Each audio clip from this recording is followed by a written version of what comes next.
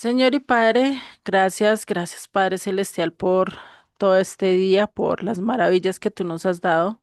Sé tú el que cumples y haces en nosotros realmente tu voluntad, Padre. Muéstranos, Señor, tu palabra, ayúdanos a entender estas palabras que tú dijiste en este capítulo 18 de Mateo, que seas tú el que te reveles y el que nos muestres y nos llenes de entendimiento el día de hoy, Padre. Te doy gracias en el nombre de Yeshua. Amén y amén. Bueno, la clase pasada vimos todo lo que fue hasta, si no estoy mal, hasta el verso 14, pero vamos a retomar los últimos cuatro versos que habla de la parábola de la oveja perdida, ¿sí? La cual vamos a retomar un poquito que vimos la clase pasada. Solecito, bienvenida. Placer tenerte acá en clase. Ay, perdón, hola, buenas tardes. Lo que pasa es de que apenas me di cuenta, se me pasaron los minutitos, Ujú. pero aquí andamos. Vale, Tardes para bendiciones. todos y muchas bendiciones. Amén. Pues bueno, vamos a continuar con el estudio, ¿sí? Como les dije, vamos a retomar desde el verso 11, más o menos, de este capítulo 18, como para retomar el hilo y poder continuar con lo que sigue, ¿no? Con los siguientes versos que nos hicieron falta. Y ahí vemos que está hablando de la parábola de la oveja perdida, ¿no? Y vamos a entrar directamente en el verso 11 que dice, porque el Hijo del Hombre ha venido para salvar lo que se había perdido, ¿no? Y recordemos que en el verso 10 pues nos habla acerca de esta parábola, ¿no? Vamos a retomar desde el verso 10 pues como para que no quede como tan cortado. Dice en el verso 10, mirad que no menosprecies a uno de estos pequeños, porque os digo que sus ángeles en los cielos ven siempre el rostro de mi Padre que está en los cielos, porque el Hijo del Hombre ha venido para salvar lo que se había perdido, ¿sí? ¿Qué os parece? Si un hombre tiene 100 ovejas que se descarría, una de ellas no deja las 99 y va por los montes a buscar la que se había descarriado. Y si acontece que la encuentra, de cierto os digo que se regocija más por aquella que por las 99 que no se descarriaron. Así no es la voluntad de vuestro Padre que está en los cielos que se pierda uno de estos pequeños. Y recordemos que venimos hablando desde versos mucho más atrás, ¿no? Que dice, no sean tropiezo para estos niños, ¿no? Que estábamos viendo la clase pasada, no seamos tropiezo para los niños, para enseñarles las escrituras, para hablarles de ellos, pues esto va conectado con lo que está diciendo anteriormente, ¿no? Y por eso dice, no es Dios el que va, deja las ovejas que tenía y va a buscar la descarriada. Y esto lo podemos ver en el ejemplo de Moisés, ¿no? Moisés cuando estaba cuidando las ovejas, ¿por qué fue que tuvo encuentro con la zarza ardiente? Pues porque se le escapó una ovejita. La bendita se le descarrió y lo llevó a la zarza. Muy curiosamente se conecta con lo que estamos viendo acá, ¿no? Dios siempre va a ir a buscar lo que se había perdido, lo que no lo que pues realmente se perdió en el camino. Entonces, acá nosotros tenemos que entender que Dios cuida de los niños, que Dios cuida de aquellos es, pequeños que hasta ahora están empezando a crecer, que hasta ahora están empezando a entender el camino y a comprender qué es lo bueno y qué es lo malo. Si nosotros no le damos la enseñanza, si nosotros no le mostramos lo que realmente debemos de hacer, ¿no? O lo que realmente se debe hacer, ¿no? Pues imagínate qué es lo que está pasando. ¿Quién sí se lo va a enseñar? Pues el enemigo, ¿no? Por eso es que hoy en día, ¿quiénes son los que son más fuertes en el ataque? ¿Quiénes son los que más están enfrente ahí recogiendo todos los ataques? Pues ¿quiénes son? Los niños, los adolescentes, porque ellos son los que están empezando a formar la siguiente generación. Y pues No nos, el Estado, el mundo, el adversario, pues no se va a quedar quieto diciendo, venga, no dejemos a los más los más chiquitos, esos no entienden nada, esos no conocen, pero ellos sí saben que ellos son los que van a ser el siguiente futuro, la siguiente generación. Y si no trabajan en ellos, ¿en quién van a trabajar, no? Entonces, si nosotros no buscamos cómo romper eso, cómo hacer de que ellos realmente reconozcan a Dios y conozcan de Dios, en vez de estarse perdiendo y cautivados por otras cosas, pues definitivamente los estaríamos perdiendo hombres y mujeres que realmente sirvan al servicio de Dios. Por eso nosotros deberíamos ser más sagaces, por eso nosotros deberíamos enfocarnos mucho más en los niños, por eso nosotros no deberíamos dejar, ¿sí? De buscar de ellos. No, no quiere decir que ya no nos vamos a centrar en los adultos, en las mujeres, en los hombres. Sí es bueno, pero sin dejar a un lado a los hijos de ellos, sin que nosotros como padres, ay no, que mi hijo no me moleste, pues le pongo el televisor y listo, ahí lo tengo todo el día. Pues si le vas a poner el televisor, pues que sea algo beneficioso, algo que le enseñe valores, algo que le muestre realmente la importancia de ser obedientes, la importancia de ser niños, la importancia de no estar enfrentados a tantas cosas que hoy en día ya un niño chiquito pues ya conoce de cosas que anteriormente para esa época era un tabú, era algo que no se nombraba adelante de un niño y hoy en día ya un niño sabe que es tener sexo, ya sabe qué es hacer ciertas cosas, ¿sí? Ya sabe qué es matar, ya sabe qué es hacer violencia, ¿no? Lo que antes en otras épocas, pues lo malo que se hacía era que trepar árboles, vaya, coja el fruto del vecino o vaya, juegue con los perros o moleste los animales y eso era lo que antes hacíamos nosotros como travesuras. O vaya, tírele piedras allá en el tejado del vecino para que salga bravo, ¿cierto? Esas eran las travesuras de uno como niños. Pero cuando se nos ocurría a nosotros empezar a hablar de sexualidad, de cosas así, eso era algo que no se nos pasaba en la cabeza, ¿no? Si ustedes se ponen a hacer un recuento de su vida de su niñez, ¿no? Entonces, por eso hoy en día necesitamos estar enseñándole a nuestros niños de diferentes maneras las escrituras para que no se pierdan, para que no tropiezan. Y Yeshua lo pone, ¿sí? Lo pone al mismo nivel de las ovejas. Y recordemos que nosotros tenemos que ser iguales que ¿qué?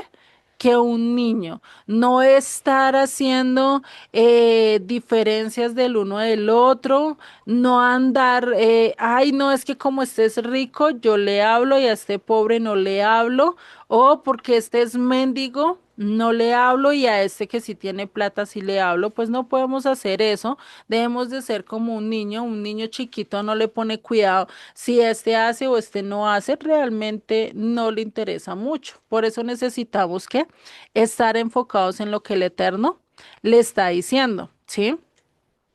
Y después de esto, de hablar de esto, pues estábamos viendo que ahora en los siguientes versos del 15 en adelante ya nos va a empezar a hablar del perdón, ¿sí? Y de las relaciones interpersonales, cómo yo me voy a comportar con los demás.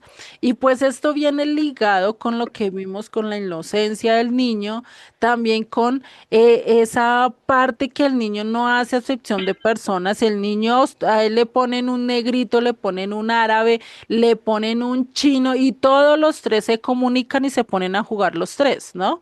No hay esa diferenciación. En cambio, uno se sienta al lado de un chino, al lado de un peruano y al lado de un mexicano o bueno, de X o Y país, y si uno no conoce el lenguaje, si uno no esto se queda quieto, calladito, bueno, eso es lo que yo haría, no sé ustedes, ¿sí?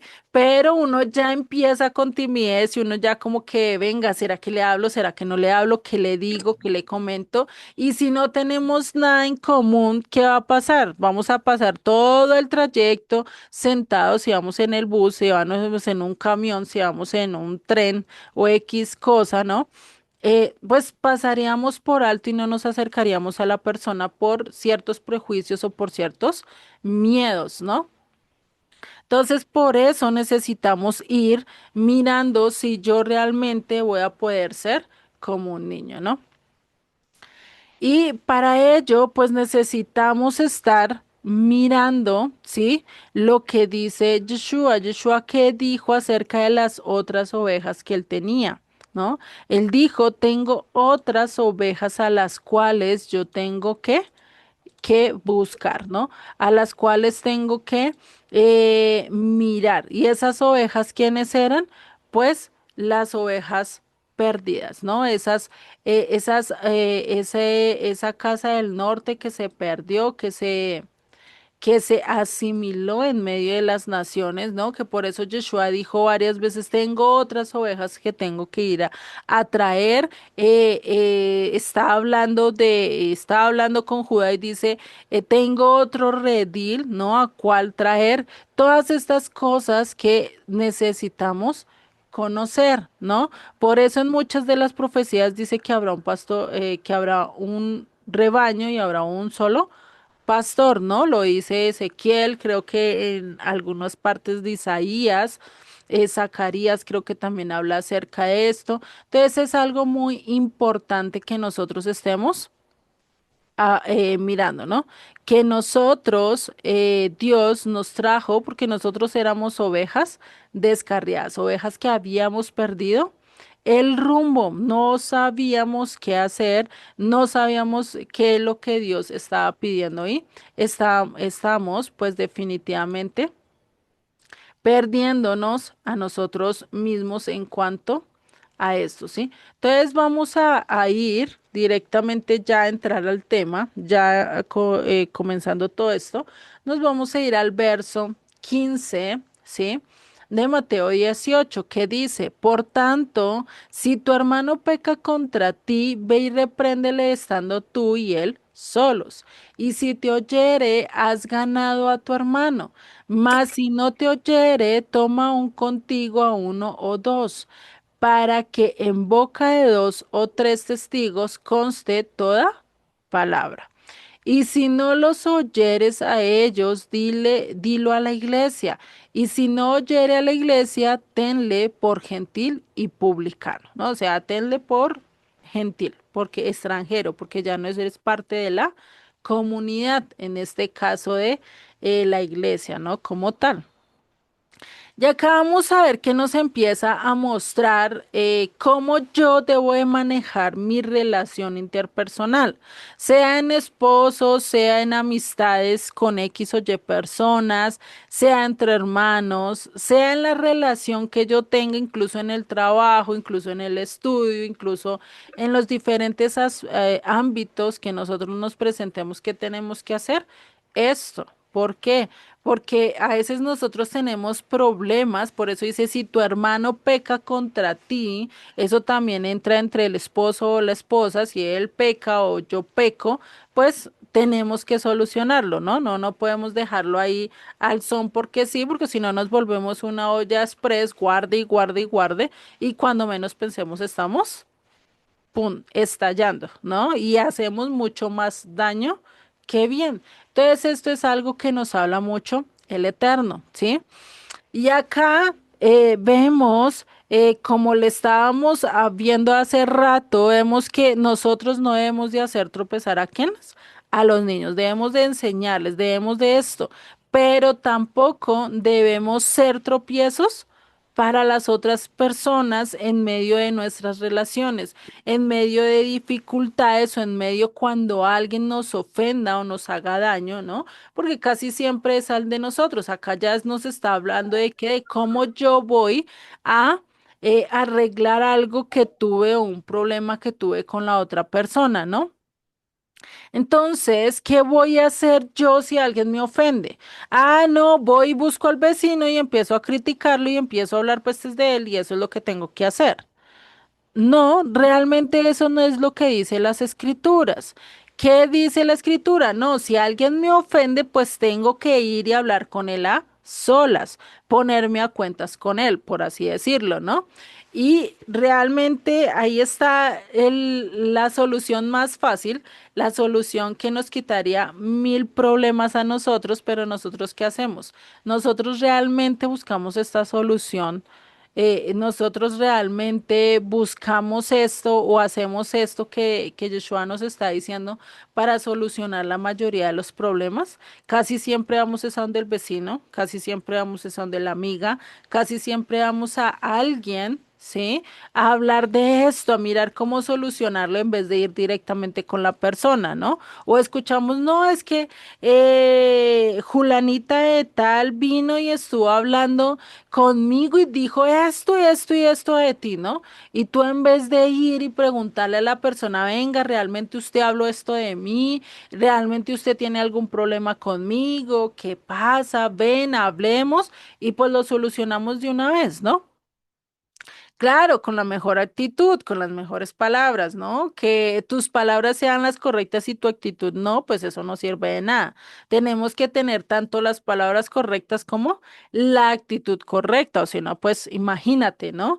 Por eso ahí sería esa comunicación asertiva que yo tengo que hacer, que es la comunicación asertiva. Tener las palabras correctas y la actitud correcta para tratar de solucionar un problema, ¿sí? Si no lo hago, pues ¿qué voy a terminar? O yo soy la que termina más ofendida o la otra persona, ¿no? Debido a mi actitud, porque voy con rabia, voy con de todo sin saber si es verdad o no, porque no falta el chismoso que la persona haya dicho una cosa muy al azar y la otra persona ya la tomó, mejor dicho, como si fuera lo peor, ¿no? Entonces, por eso necesitamos averiguar realmente qué pasó, pero con la persona en cuestión, ¿sí? Porque casi siempre, ¿qué pasa cuando dijeron algo de uno? Uy, veas que este habló pestes de mí, ahora yo voy a hablar pestes de él, ¿no? Muy parecida, ¿no? Ay, es que este no me escucha, pues voy a hablar con tal, tal, tal, tal, y voy a meterlo en más problemas, ¿no? Entonces, a veces necesitamos estar a solos, y eso es algo que no nos pasa en nuestra cultura, ¿sí? En nuestra cultura en Latinoamérica, realmente no nos pasa eso. ¿Qué pasa y qué hemos hecho nosotros, o por lo menos en Colombia se ve mucho eso, y más entre familia, ¿no? Creo que es algo que se da mucho, y es que viene el hermano, el cuñado, hace algo y va y hace y comete el error y deja el problema, pero ¿qué pasó? El resto de la familia se enteró de todo y ya lo tienen tachado como malo, ¿no? En vez de yo ir y hablar con la persona, venga, pero usted me hizo el trabajo, porque lo hizo así, porque no lo hizo mal, ¿sí? O tratamos de hacerlo de manera de tratar de evitar problemas, ¿no? Somos muy políticos en ese aspecto, ¿sí? No somos tanto de hablar y expresarnos de una vez y decirle a la gente de una vez, sino que a veces por no tener más problemas, por no tener más dificultades, pues decimos, ah, guardémonos esto, no le digamos nada y ya, ¿sí? Mejor que las cosas queden como están y no meternos en un chaleco de 15 balas, ¿no? Entonces, a veces, ¿qué hacemos? Pues la pasamos por alto, somos muy cordiales y eso se da mucho en nuestros países, ¿no? Más latinoamericanos, no tanto como en otros países que eso sí van diciendo de una de las cosas en la cara, o depende también de la persona, pero digamos que en la cultura general, pues es así, en la cultura general de Latinoamérica, ¿no? Tendemos a ser muy cordiales, a no discutir mucho, no nos gusta estar discutiendo por tantos problemas y pues a veces nos es difícil coger y enfrentar. a los demás, ¿no? A diferencia de Israel, ¿no? A veces cuando uno ve charlas entre israelitas, uno ve, uy, uno dice, uy, estos están es como peleando, se van a agarrar, y uno como que dice, uy, no, no, mejor cojo por otro camino, ¿no? Pero ya es cultura de ellos, ¿sí?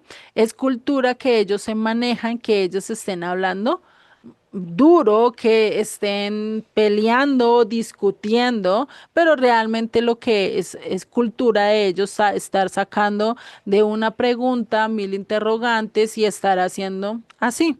Y es de una manera que también ellos arreglan sus propios problemas, ¿sí? Por eso los israelitas dicen que ellos son como tunas. ¿Qué son las tunas? ¿Sí? O las sabras, sí, eso también está, a esta planta se le conoce también como sabras. Esta es una tuna o una sabra, ¿sí? Que es un término en hebreo. Esto se le designa a las poblaciones judías nacidas antes del 1948, o sea, así se le decía a esas personas. Ay, esta es una sabra o esta es una tuna, ¿sí? ¿Por qué se le decía así? Porque para eso se refieren a todos los nacidos en el Estado de Israel, aquellos que nacieron en Israel, ¿sí? Y esos son las personas que se les dice esto, ¿no? Entonces, esta palabra que dice es una alusión figurada a la tenacidad y al carácter espinoso de esta planta del desierto que esconde un interior tierno y un sabor dulce. Y es parecido a lo que vemos como un judío. El judío pareciera que fuera muy escabroso, muy difícil de tratar, como se ve la planta, ¿no? La planta no quisiéramos tocarla, no quisiéramos acercarnos a ellas. ¿Por qué? Porque tiene muchas púas, ¿no? Vaya, toquémoslas y qué tal la púa nos queda ahí adentro, ya uno no quiere tocarla, ¿cierto? Lo mismo pasa con el judío. El judío por ser de carácter muy firme, de estar preguntando, incluso de interrogar ciertas cosas, o que tú vayas y le quieras cuestionar algo y él te cuestione a ti, ¿no? Pues uno como que haría. Esa no es como nuestro pensamiento, ¿no? De coger y que tú quieras enseñarle a alguien, algo a alguien en vez de tú estarle explicándole por qué no le haces preguntas para llevarlo a esa conjetura, pues a veces no lo hacemos, no somos de los que necesitamos meternos en más problemas porque ¿para qué, no?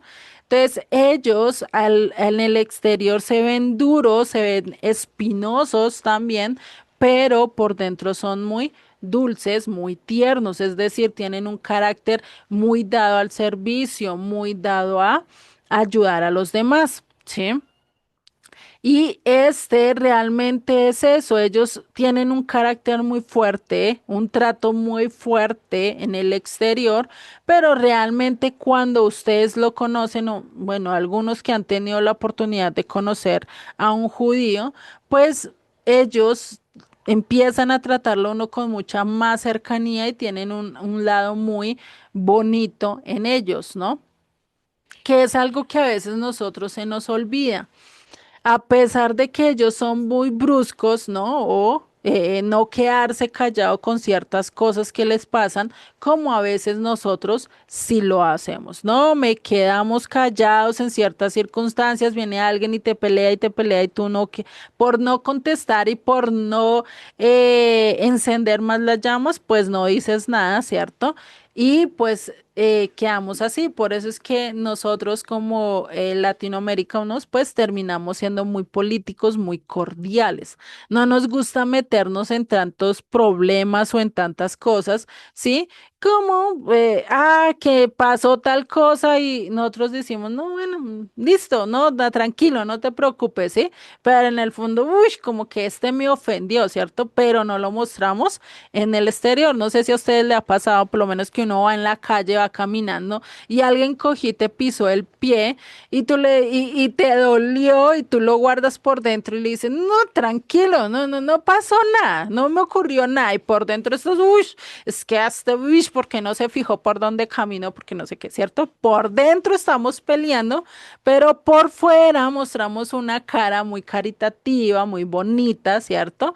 Y eso realmente es lo que no debemos de hacer, debemos es decir todo lo contrario. No quiero decir que ahora vas a ofender a la persona, no, le hubieras dicho, no, mira, ten más cuidado porque es que me pisaste muy fuerte, o sea, me dolió tu pisón, ¿sí? Y pues ahí saldría y no quedaría un trato tan político, tan cordial, ¿no? Porque el político, ¿qué hace? Ay, sí, todo bien, pinta pajaritos, pero a la hora del té, pues está por dentro bien mal, ¿no? Porque no cumplió nada de lo que realmente está diciendo, ¿no? Entonces, esto es algo, o a veces, si fue algún familiar o si fue alguien conocido, pues, me pisó, pues ahora espere y si verá, ¿sí? No le voy a hacer, pero vea, voy a hacer y otra, yo voy a ser después la que lo va a pisar, yo voy a ser después la que voy a hacer, ¿cierto? O terminas hablando con otras personas diciendo, uy, no sabe, esta persona me pisó y ni siquiera me pidió disculpas y miren lo que sé que no sé qué hice y empezamos a hacer un lío mucho más grande. En vez de hablar directamente con la persona, lo hablamos con otras que no tienen nada que ver y estamos metiendo algo que no es, ¿no? Eso hablándolo así poniéndole ese ejemplo, ¿no? Pero sabemos que hay cosas mucho que se ven. Y acá Yeshua, esto lo estaba sacando, esto Yeshua no se está inventando esto acerca de cómo yo debo tratar a las personas, sino eso lo estaba sacando de Levítico 19.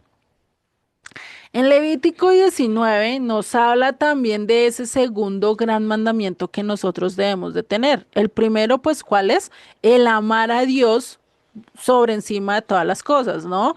Por encima de mi mamá, por encima de mis hermanos, por encima de mi esposo, por encima de mis hijos, por encima de X o Y persona, Dios está por encima. Tengo que amarlo con todo mi corazón.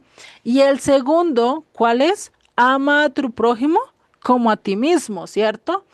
Y por eso allí en este capítulo 19, pues que dice, no te vengarás ni le guardarás rencor a tu prójimo. Es lo mismo, o sea, será que yo voy a guardar rencor y me voy a querer vengar conmigo misma por X cosa que hice y me lastimé a mí misma. Pues nunca lo hacemos, ¿cierto? Es muy gracioso, muy curioso.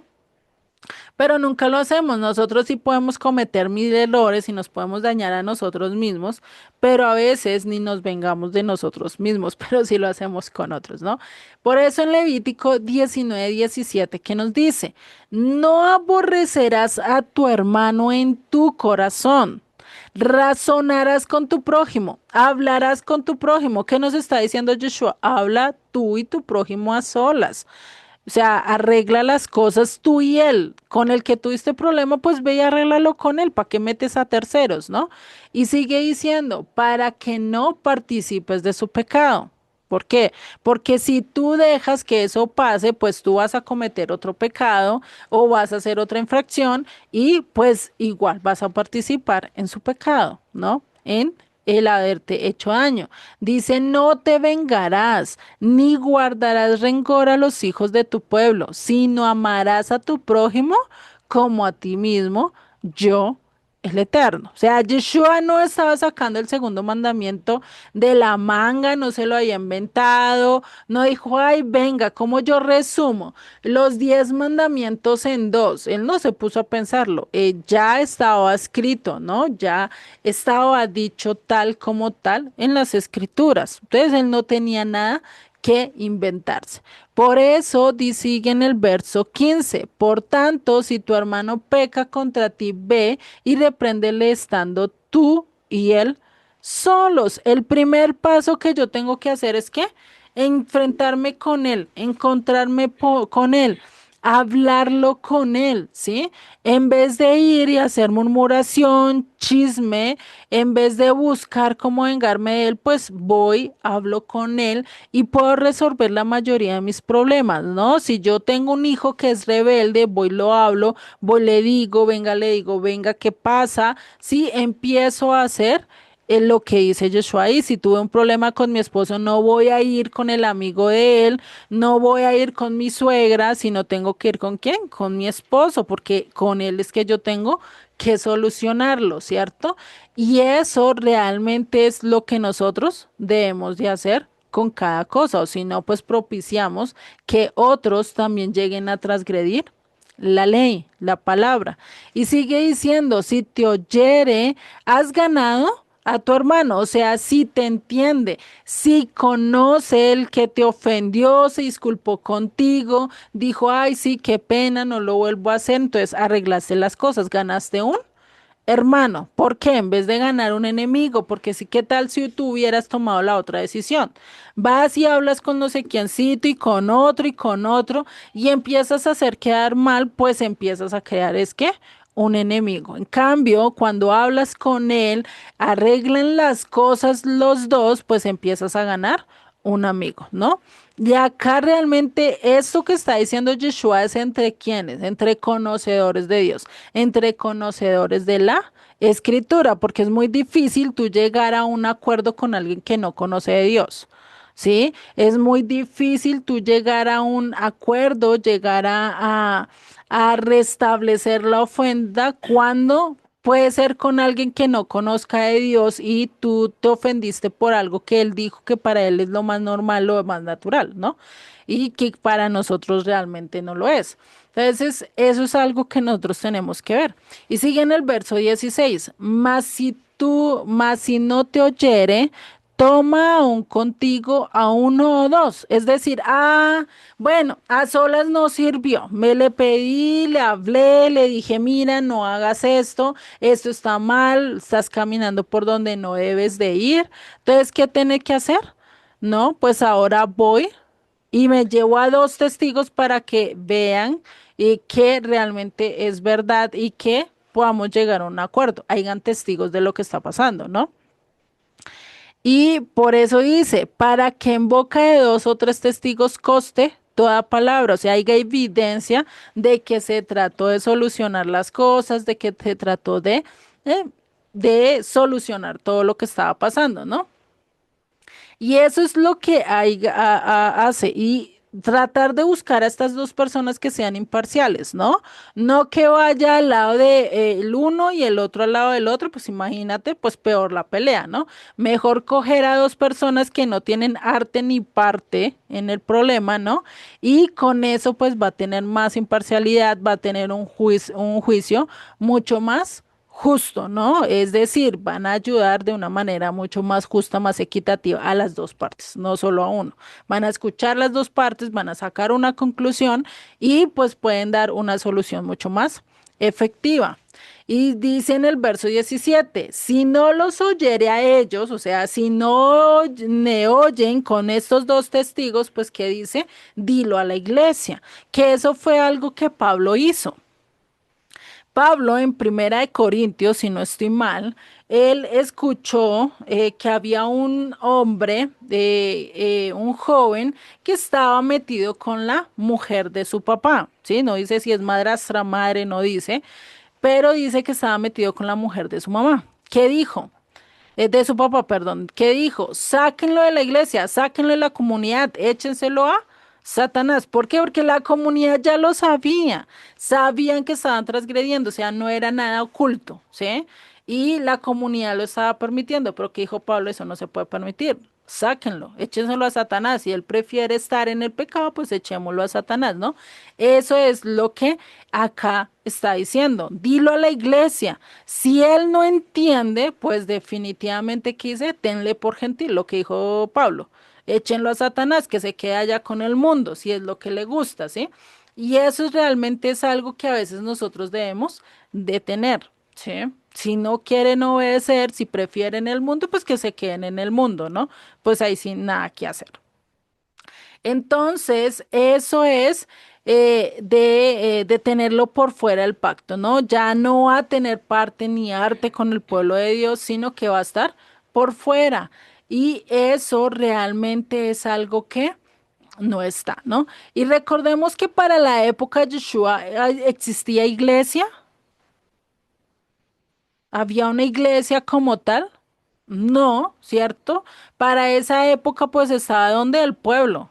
Si no lo escucha y si no están de acuerdo, pues es en las sinagogas, pero las sinagogas era parte de quién, del pueblo. O sea, todo era parte del pueblo de Israel. Es decir, que el que no esté de acuerdo, pues para eso tenlo por gentil, por extranjero. Ya no era parte del pueblo de Israel. Por eso a lo largo de la Torá pues dice que dice será cortado el pueblo. El que no obedeciere, el que no siguiere esto, va a ser cortado el pueblo.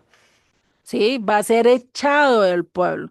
Eso es lo que está queriendo decir. Vemos que Yeshua va con los mismos principios que dice la Torá. Por eso Pablo a los Efesios les dijo en Efesios 2:17, y vino y anunció las buenas nuevas de paz a vosotros que estabais lejos. ¿Quiénes estaban lejos?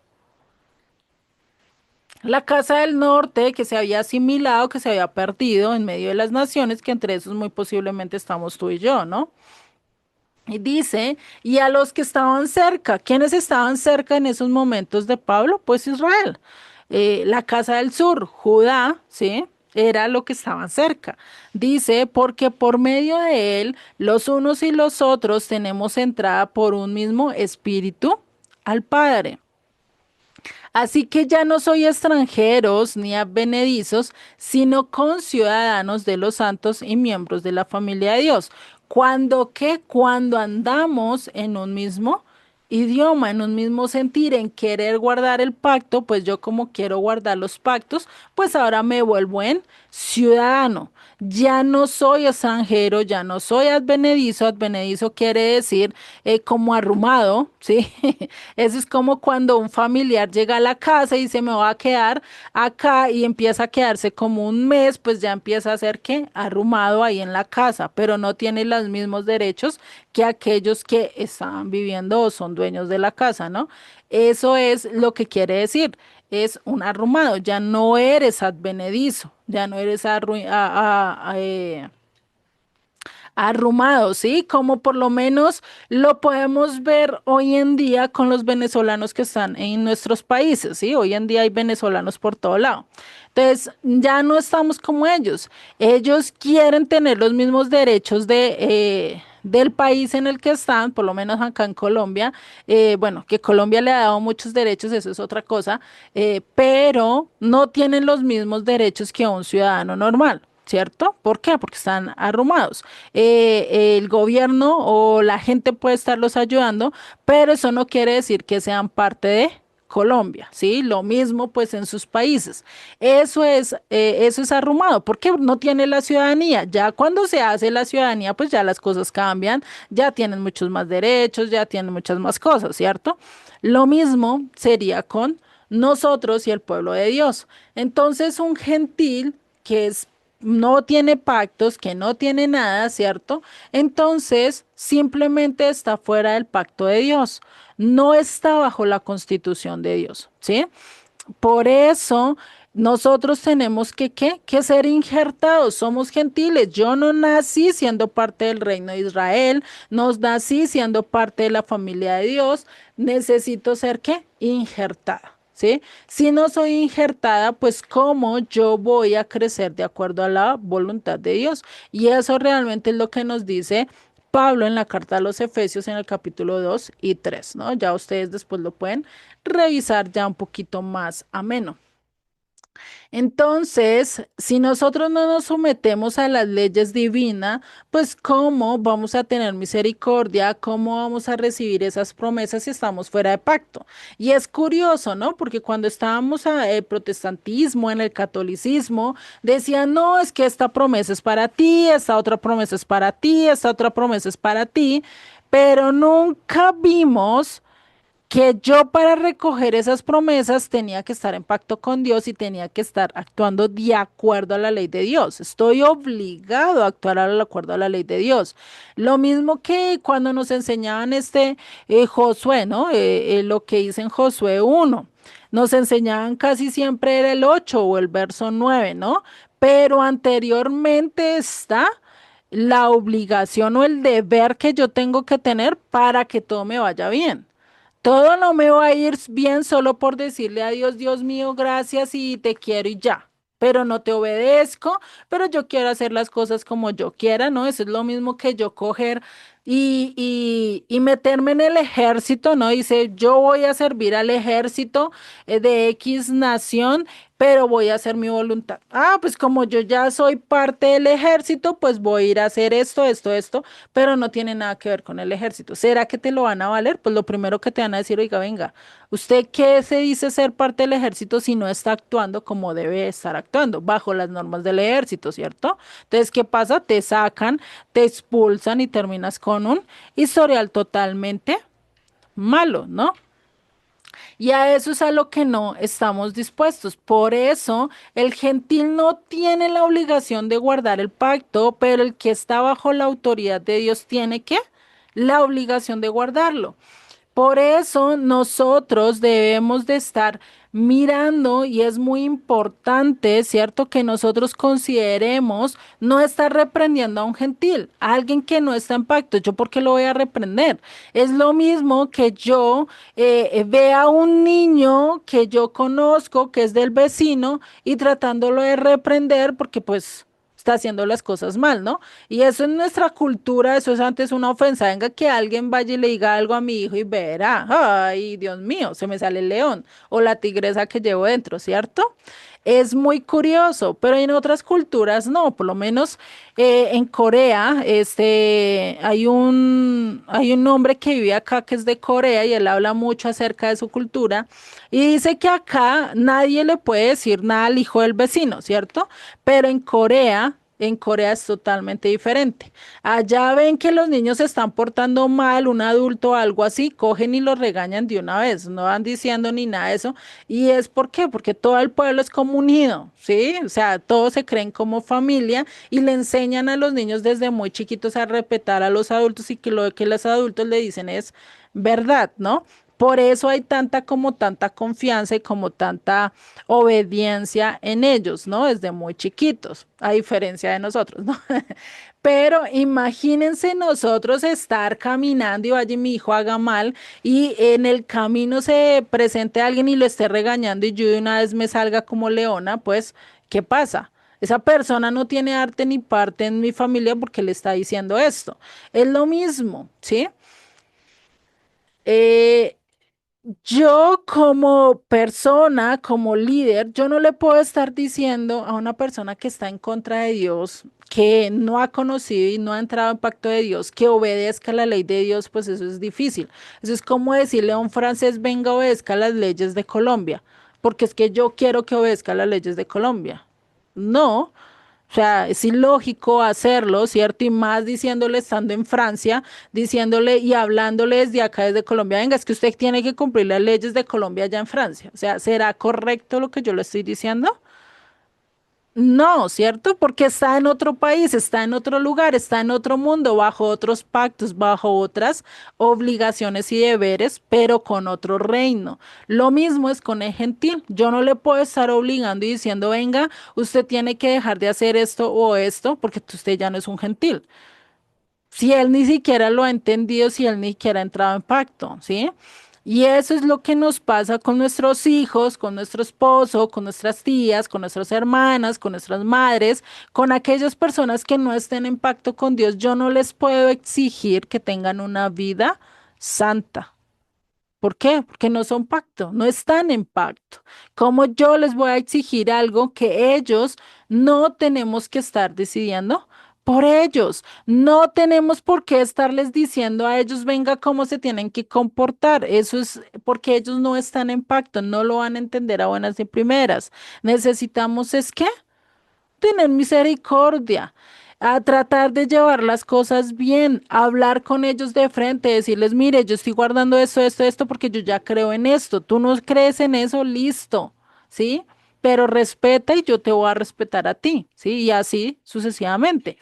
Son cosas que nosotros tenemos que estar y eso es algo que no, y muchos caímos cuando empezamos en el cristianismo o estábamos en la vida del cristianismo a tratar de cambiar a la gente, ¿no? Y por lo menos yo he escuchado muchas personas que dijeron, apenas conocí que yo no debía idolatrar, que yo no debía hacer eso, llegué a la casa de mi mamá, de mi tía, de mi hermana y fui y le rompí todas las vírgenes, todas las cosas que tenían y pues, ¿qué hice? Hice algo bueno, hice algo malo.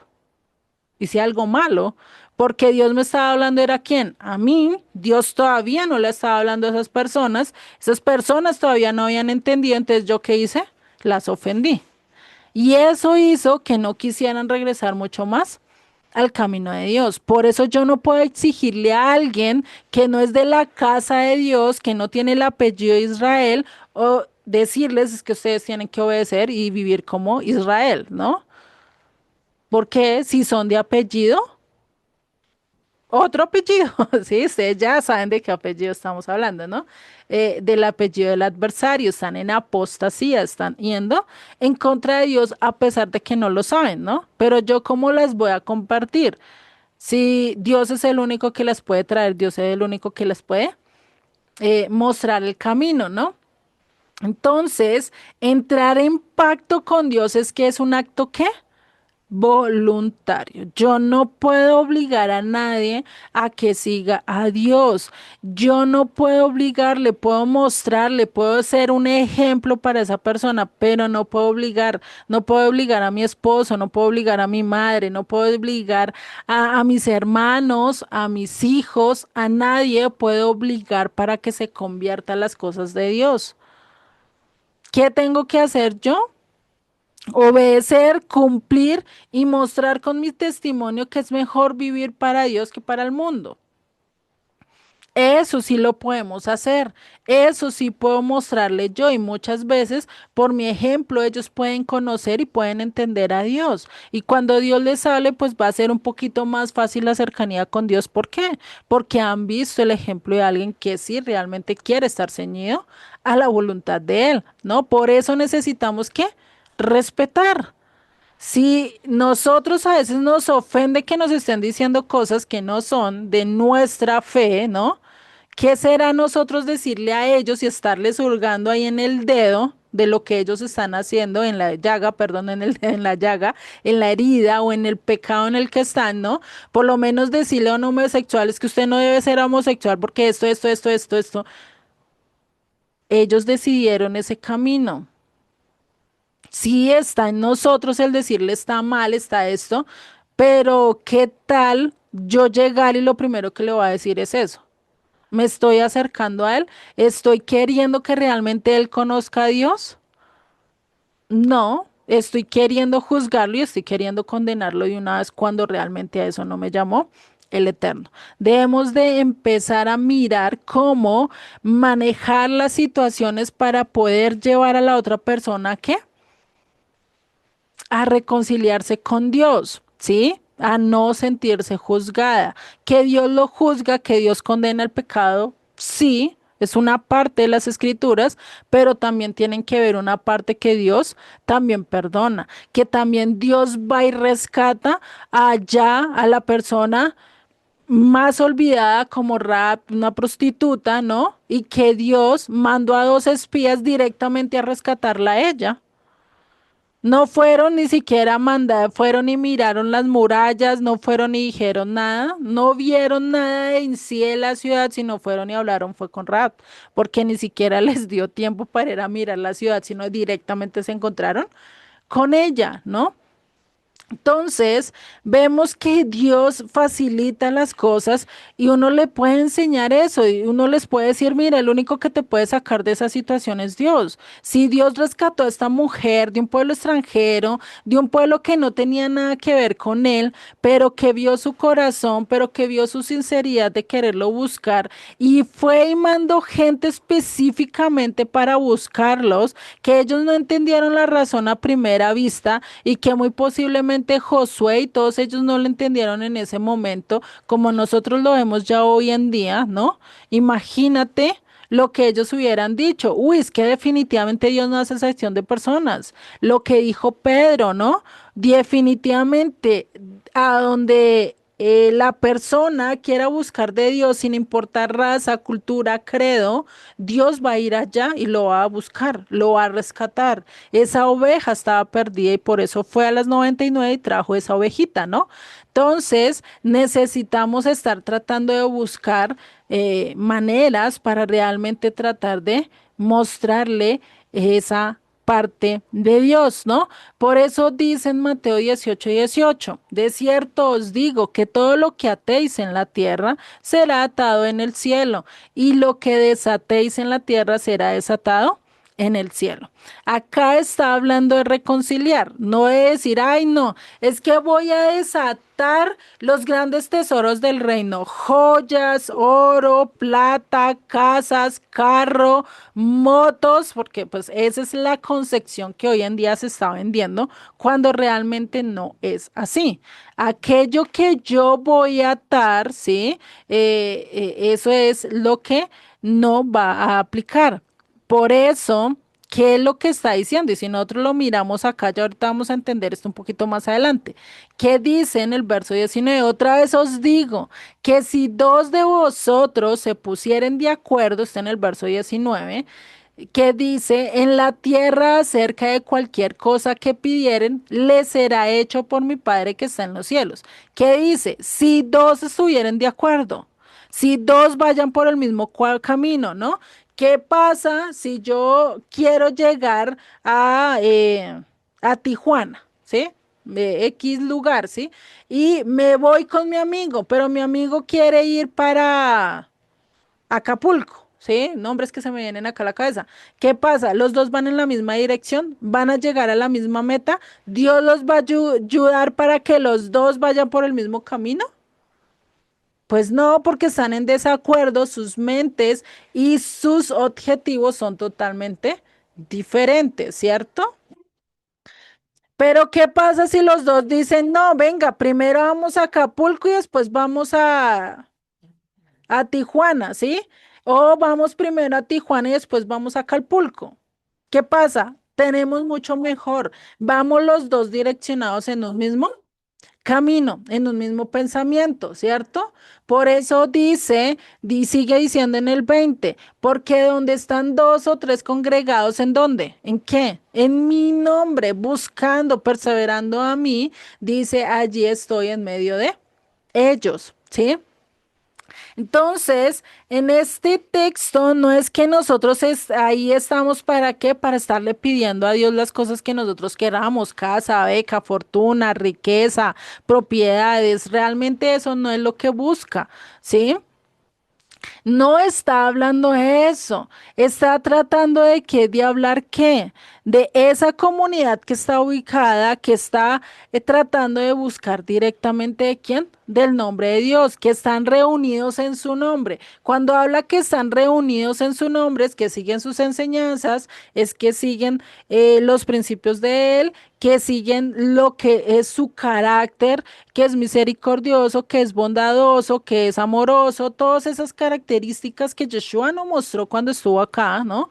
Esas nosotros las debemos demostrar, por eso es que estamos reunidos en su nombre. Estamos siendo discípulos de Él, estamos caminando conforme a Él, ¿sí? Y recordemos que para esa época, en el contexto, cuando se trataban a asuntos de la comunidad en una, o en una sinagoga, pues para eso había un consejo judicial llamado Beidim, ¿sí? O casa de juicio, lo que nosotros tenemos hoy en día a lo largo de nuestros países, por lo menos acá en Colombia se conoce como la casa de la justicia, ¿sí? Un lugar donde van y empiezan a arreglar y a concertar ciertas cosas, por lo menos entre relaciones intrafamiliares, entre esposos, entre padres e hijos, o cuando ya se divorcian, cómo van a arreglar el asunto de los hijos. Todo eso pues se ve allí en esa casa. Lo mismo que pasaba en las sinagogas, era lo que dirigía a las familias en ese momento, ¿no? Y cuando se hacía estas, actuaban como jueces para eh, pues solucionar ciertos problemas que habían entre la comunidad. Estos tres tenían que ser expertos en las leyes, dos o tres que tenían que ser expertos en las leyes de qué? De la Torah, porque estamos hablando del tiempo de Yeshua, donde realmente estaban ceñidos o regidos bajo la Torah de Dios, bajo la escritura de Dios, ¿cierto? Y por eso ahí ellos decían que estaba permitido y que no estaba permitido, ¿sí?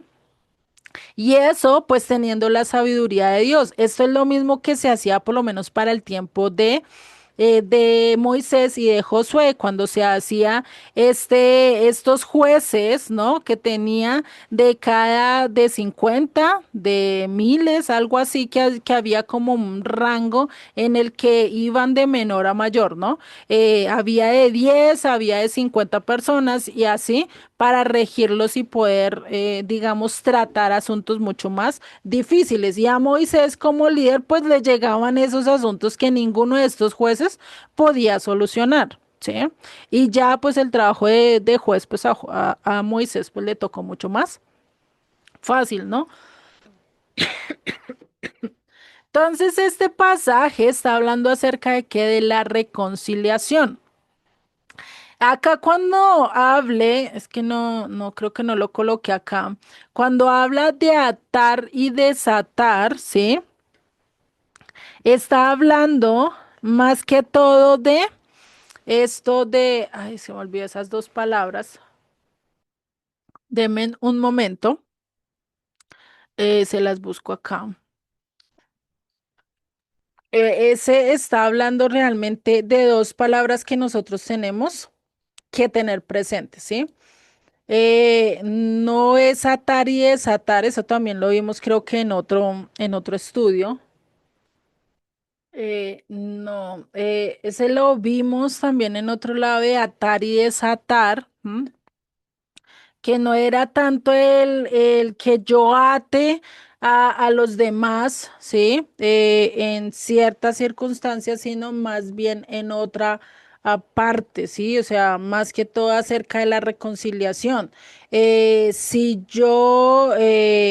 esta persona se doblega a la voluntad de Dios, pues está desatado, ¿sí? Si esta persona se reconcilia con Dios, pues va a estar libre a la voluntad de Dios y pues de lógico pues todas las bendiciones de Dios se van a desatar, ¿no? A diferencia de cuando vemos el atar, ¿no? El atar pues ya sería referente a si no está de acuerdo a la voluntad de Dios, pues de lógico que no va a recibir o no va a tener todo lo que Dios está diciendo, ¿sí? Bueno, no encontré muy bien el significado de esto.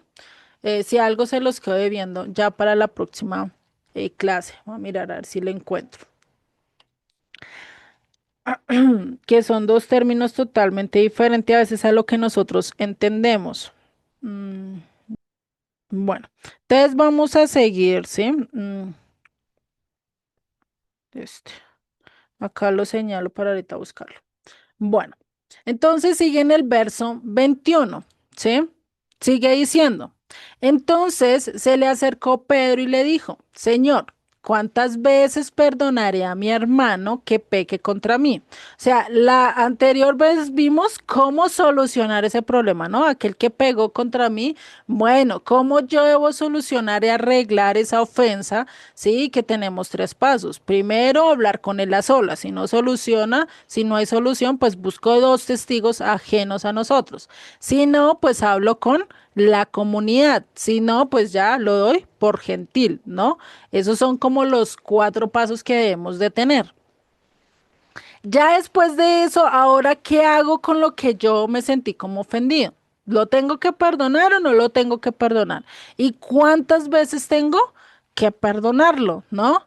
Y acá le preguntan, ¿cuántas veces perdonaré a mi hermano que peque contra mí? ¿Hasta 7? ¿Y Jesús qué dijo? No te digo hasta 7, sino hasta 70 veces 7, que eso realmente son 490, ¿no? Entonces, acá hay controversia, ¿sí? En cuanto a lo que él está diciendo, ¿sí? Porque si este número es literal o simplemente una figura de dicción, es decir, algo figurativo, pues el perdón debe ser ¿qué? Completo. Porque el 7 ¿qué significa? Plenitud, ¿cierto? Totalidad. Entonces, si nosotros debemos de perdonar, pues ¿qué dice? Perdónalo completamente. ¿Sí? Eso sería una parte. Pero si nosotros lo tomamos, como lo dice ahí, 70 veces 7, pues ¿qué quiere decir? 4 por 7 igual a 490, ¿no? Entonces, esto es lo que Yeshua está diciendo, es que ¿qué? Perdones para siempre. O sea, no es que solo tengas que perdonar hasta 10 y ya con eso cumpliste y si no, pues ya no lo perdono más. No, ¿qué te está diciendo? Siempre tienes que perdonarlo, ¿sí? Otra posibilidad también es pensar en que 490 podría ser un número literal. Es decir, hasta que cumpla los 490. ¿Cuántos de ustedes han contado cuántas veces los ha hecho sentir mal una persona?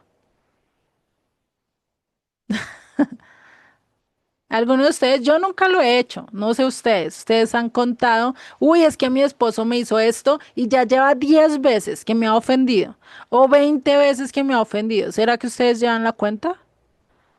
No de su esposo, de todas las personas con las que ustedes están alrededor y llevan la cuenta de cada uno. No, no, eso no se le olvida. No se le olvida y hágale lo que le haga, pues no se le va olvidando, ¿sí? Ajá. Son tantas que no podemos ni contarlas. Sí. Exactamente, porque uno pues en relaciones interpersonales pues es una relación difícil, por eso Yeshua habla de los dos aspectos que debemos de tener, cómo yo arreglo esa situación y cómo yo tengo que perdonar, ¿no? Y por eso pues ahí lo vemos también este 490 que fue que Dios castigó al pueblo de Israel, ¿por qué? Por no cumplir con su pacto. ¿Qué hizo? Los disciplinó, ¿no? Cumplió, como tenían que cada 6 años, el séptimo, dejar que la tierra reposara, el pueblo no lo hizo, no la quiso dejar reposar, pues papito, ustedes no están haciendo caso, venga, los pongo al exilio y dejó la tierra descansando mientras que ustedes están por allá en el exilio, ¿no? Eso fue lo que hizo Dios. Dijo, ah, pues ustedes no quieren hacer caso a las buenas, pues lo hacen a las malas, como buen padre que es, ¿no?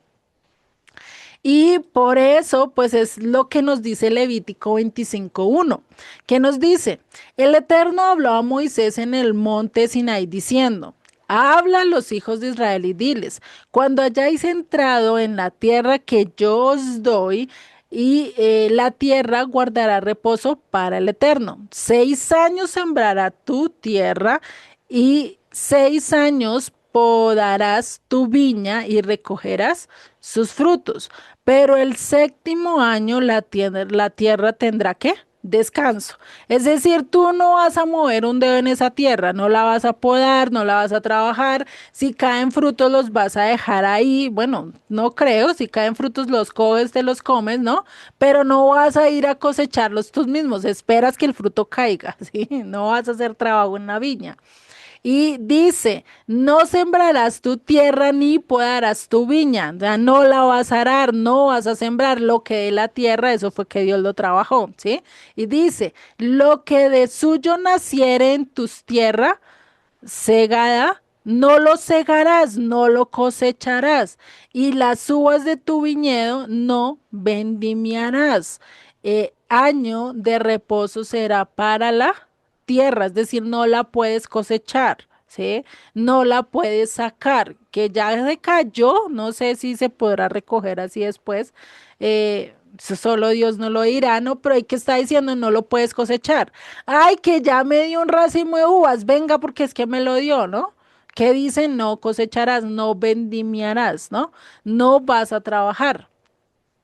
Y sigue diciendo, mas el descanso de la tierra te dará para comer a ti y a tu siervo y a tu sierva y a tu criado y a tu extranjero que comoraré contigo, y a tu animal y a la bestia que hubiere en tu tierra será todo el fruto de ella para comer. Es decir, sí puedes recoger el fruto, pero ¿cuándo? Caiga, cuando ya no necesites estar recogiendo. ¿Por qué? Porque si tú cosechas, pues lo que haces es que la planta la pones a trabajar. Lo que necesitas es esperar que la misma planta empiece a soltar los alimentos, ¿sí? Que ella sea la que esté trabajando naturalmente, ¿no? No que tú la estés esforzando, ¿sí? No son dos cosas diferentes. Y por eso dice que incluso en ese sexto año, pues te va a dar para cuántos años? 3 años. Para el sexto, para el séptimo y para el octavo. Porque el octavo es donde tú vas a cosechar, donde tú vas a trabajar la tierra. Y es un año donde tú no vas a tener comida. ¿Por qué? Porque vas a estar arando la tierra, vas a estar y hasta ahora sembraste la semillita. ¿Será que la semilla te va a dar de comer? Pues no, ¿cierto? Entonces te va a dar alimento por 3 años. Imagínate, ¿quién de nosotros se inventaría una ley así que dijéramos, no, vamos a descansar todo un año y pues todo lo que vemos en este año, eso va a durar 3 años? ¿Será que para nosotros es una ley directamente que nosotros nos hubiéramos inventado? Pues no, porque ¿quién de nosotros dice, no, pues voy a salir de mi trabajo, voy a descansar todo este año y no voy a trabajar? Y con todo lo que recogí el año pasado, con eso voy a vivir. ¿Será que sí lo hemos hecho así? ¿Lo hemos pensado alguna vez así? ¿Ustedes qué me dicen? No, No, antes para hacerlo, pues necesito tener ahorros, ¿cierto? ¿Y será que mm, guardamos ahorros del año anterior o de esos no, 6 años que trabajamos? Pues no, porque no. no prevemos y aparte la cultura que tenemos, por ejemplo, en distintos lugares es muy diferente. Ujú, Y por ejemplo, generalmente las instituciones, si tú trabajas para una institución, pues no te va a dar un año sabático. Solamente yo conozco una institución que sí te da año sabático a los trabajadores y es la Universidad de México, la ujú, UNAM, pero no a todos. Como que tiene ciertas restricciones, les da un año sabático pagado. Pero en realidad no pasa eso en ninguna institución y mucho menos nosotros ahorita porque ya más o menos tenemos conocimiento. Pero yo ujú, creo que ni aún ahorita que tenemos conocimiento hemos tenido la inteligencia de decir, bueno, voy a guardar y voy a descansar un año, ¿no? Voy a ah, guardar estos 6 añitos, voy a trabajar duro, duro, duro y descanso un año. sí. Yo creo que ni en la actualidad, aunque pudieras ahorrar, lo puedes hacer porque muchas veces dependes, cuando el trabajo depende de ti, tal vez si lo programas lo puedes hacer. Ujú, Pero si trabajas, por ejemplo, en una empresa, es imposible. O a menos que trabajes la tierra por tu cuenta, puedes trabajar la tierra por tu cuenta, como lo dijo Dios, y a lo mejor vas a ser más próspero. Pero ujú, en la actualidad ya para obtener el dinero, pues eso, la mayor parte de la gente no es a través de la tierra, sino a través de miles de empleos que antes no existían. Antes solamente ujú, la supervivencia era a través de los animalitos y a través de la tierra, ¿no? Sembrar la ujú. tierra. Entonces yo creo que hasta es muy difícil en la actualidad hacer todo eso. Sin embargo, yo creo que se puede hacer. Claro, pues si Dios lo estipuló, ¿no? Pues se podría hacer, ¿no? Y ahí es donde vemos que realmente estos mandamientos y que la Torah realmente no fue hecha por hombres, porque ¿quién de nosotros pensaría dejar de trabajar un año? Pues por nosotros mejor, más trabajo, más platica, ¿no? Así sea un millonario porque tiene que trabajar toda la vida, o porque seguiría manejando sus empresas. Porque pues se sabe que si no trabaja pues se le va a acabar la platica, ¿cierto? Entonces que dice, no, yo no me voy ¿cómo que me va a tomar un año sabático? Si me tomo un año sabático, estas y estas empresas se me quedan varadas, ¿qué hago? Ya no tengo plata que me esté dando, no, no, no, no, yo no puedo parar de trabajar, ¿cierto? ¿Y por qué? Porque está en nuestra mente condicionada y lo vemos a lo largo de la historia del pueblo de Israel también, ¿no? Que no somos los únicos, que no dependía totalmente de Dios. Y a veces dependemos o pensamos que nuestros esfuerzos son los que nos dan realmente todo. Por eso, pues el pueblo que hizo, Dios que hizo, pues no me quieren hacer caso a las buenas, pues venga, los voy a poner a descansar. La tierra, ustedes van y sufren mientras la tierra va a descansar, ¿no? Eso es algo que Dios estaba diciendo. Por eso vemos que a Moisés no se les ocurrió las leyes. A Moisés no se le ocurrió decir, venga, después de 50 años vamos a dejar en libertad a los esclavos, ¿no? Porque eso es el año del jubileo, ¿no? Donde todos podían salir en libertad. Ya si el esclavo quería quedarse en la casa de su amo, ya se horadaba la oreja, ya queriendo decir yo amo a mi amo y por eso me quedo, ¿no? Ya eso tiene un símbolo mucho más allá, pero esto es algo que al entenderlo uno dice, venga, pero eso no es de hombres, ¿quién va a dejar salir a su esclavo, no? Y eso fue lo que pasó con Faraón. Faraón, después de ver que el pueblo de Israel se le fue, de ver que no había quien le trabajara, quien le sirviera, pues que dijo, uy, no, no, no, no, como yo voy a perder a aquellos trabajadores que yo tengo para mí, a mis siervos, a aquellos que me lavan los pies, que me sirven el vino, aquellos que me están adorando, ¿cómo yo voy a poderlos dejar? Por eso fue que los persiguió con tanto ahínco, ¿no? Al decir, no, no, no, no, no los puedo dejar escapar. Sí, pues imagínate, eso es lo mismo de decir a una empresa, venga, en 50 años los voy a sacar a todos pensionados. ¿Qué pasa con la empresa después para conseguir otros empleados? Pues va a ser mucho más difícil, ¿no? Es casi imposible, ¿no? Y por eso vemos que realmente estas leyes y toda la Torá y todo lo que vemos acá, que Dios dijo incluso de amar al prójimo, de no aborrecerlo, de no guardar rencor con ellos, pues ¿quién lo dijo? Dios. No está en nosotros eso, porque en nosotros lo primero que nace es que la venganza, ¿cierto? Entonces ellos, y la pregunta que nosotros podríamos decir, bueno, ¿y de qué voy a vivir, no? Más que todo hoy en día, como bien lo dijo Solecito, no, pues si yo no trabajo en un año, ¿quién me va a dar de comer? ¿Quién me paga las facturas? ¿Quién me paga esto o esto o esto o lo otro, no? Y es muy curioso porque el pueblo también, a pesar de que trabajaba de la tierra, trabajaba de los animales, eso era la mayoría de sus entradas, pero a pesar de eso no confiaron en Dios. Y a veces eso es lo que nos cuesta a nosotros, confiar en Dios. Creo que el cumplir el año del jubileo y el dejar descansar o tomarnos nosotros ese año sabático, ¿no? Curiosamente es lo que más nos duele porque nos toca la parte más fundamental para nosotros, que es ¿qué? El bolsillo. ¿Sí? Nos duele, ¿no? Porque decir, no, venga, ¿y cómo va a pagar esto? ¿Y cómo va a pagar lo otro? ¿Qué voy a hacer con esto? Pues ahí es donde nosotros debemos de trabajar para subsanar todas nuestras deudas, no tener deudas, sino dejar lo fundamental. Lo más que necesitamos, ¿para qué? Para que Dios bendiga nuestras finanzas y poder tener para ese año sabático, ¿sí? Por eso en Levítico 25:20 que dice, y si dijereis que comeremos el séptimo año, vea la respuesta que da Dios, y he aquí, no hemos de sembrar ni hemos de recoger nuestros frutos. Entonces yo os enviaré mi bendición el sexto año y ella hará que haya fruto por 3 años. O sea, en el sexto año va a haber bendición, ¿para qué? Para 3 años. Pero ¿será que nosotros hacemos, y acá me hace acordar de lo que tuvo ese sueño de Faraón con José, ¿no?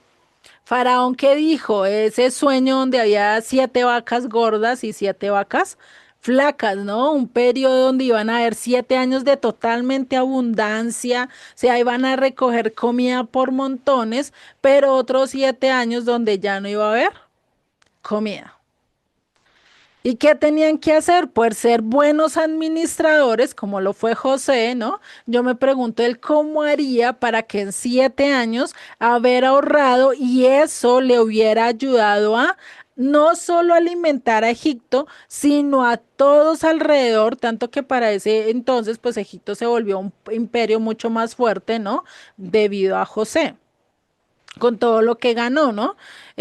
Y pues vemos y yo digo, venga, o sea, él cómo cogió y administró todo eso para que le rindiera para 7 años y no solo alimentar al país en el que él estaba, sino a los demás que estaban viviendo alrededor, porque vemos que no solo llegaron gente de Egipto como tal, sino de diferentes naciones a pedirle ayuda, a pedirle comida, ¿no? Y lo vemos por lo menos con la familia de José, ¿cierto? Que vivían en donde, en Canaán. Entonces nosotros decimos, venga, o sea, ¿cómo es eso? ¿Cómo él administró? Lo mismo que hizo José en ese momento de administrar esos 7 años, es lo mismo que nosotros debemos de hacer, de administrar ese sexto año. ¿Para qué? Para que en el séptimo año pues podamos tener todo totalmente bendecido. ¿Qué es lo que nos falta a nosotros? Dar ese paso de fe y me incluyo porque realmente todavía yo no lo he hecho y ni siquiera sé qué año empezarlo, sí, porque pues uno diría, venga, sí, yo lo quiero hacer, pero ¿cuándo es el séptimo año? ¿O cuándo empiezo? ¿No? Eso sería algo complicado, ¿no? Y esto vemos que si Moisés hubiera inventado eso en cualquier momento se le hubiera caído lo que él dijo, ¿no? Pero ¿qué pasó? Mientras que estuvo Josué, todas estas leyes se cumplieron. Mientras que estuvo Josué, todo esto se mantenía hasta que después que él murió, pues empezaron a decaer todas estas leyes, ¿no? Entonces vemos que Dios es el que ha mostrado el cuidado y el que nos dio realmente la Torá. Pero si fuera que Moisés se lo hubiera inventado, ¿ustedes creen que hasta hoy en día tendríamos la Torá? ¿Tendríamos la instrucción? ¿O que muchas de las constituciones políticas a lo largo del mundo se hubieran basado en las leyes de Dios? No. Es muy difícil que realmente eso hubiera pasado.